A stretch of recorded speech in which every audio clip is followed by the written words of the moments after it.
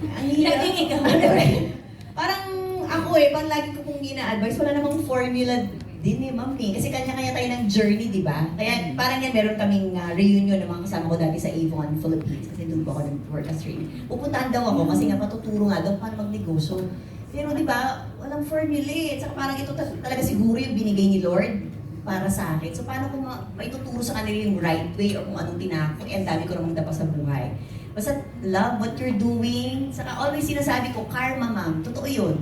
What you do comes back to you. So I think yun ang reward sa akin ni Lord. Kasi alam ko na sa journey ko na to, wala akong inapakang tao talaga. Kaya nandito pa rin, blessing. Walang formula. Just do what makes you happy and be kind. Yun lang po yung sikreto sa buhay.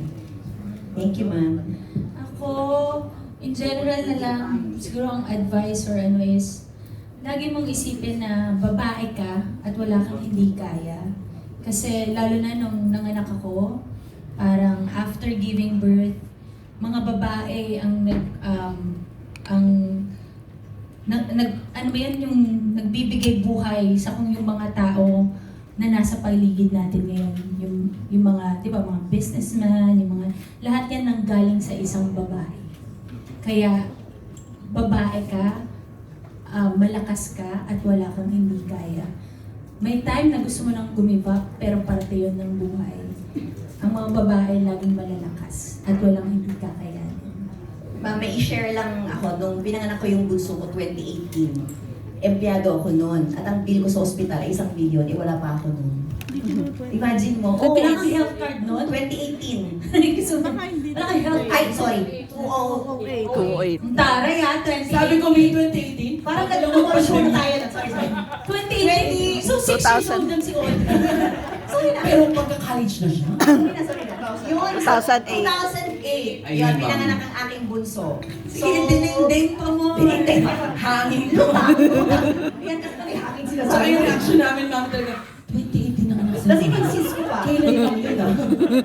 Ayun, totoo ma'am yun kasi si Audrey, as in ano siya, 10% lang ang chance niyang mabuhay. Sinabi na talaga ng doktor na ano na daw, i-give up ko na daw. Kasi pagkapanganak ko talaga sa kanya, hindi ko na siya nahawakan kasi tinakbo sa mas magandang ospital. Kasi nga, hindi siya makahinga.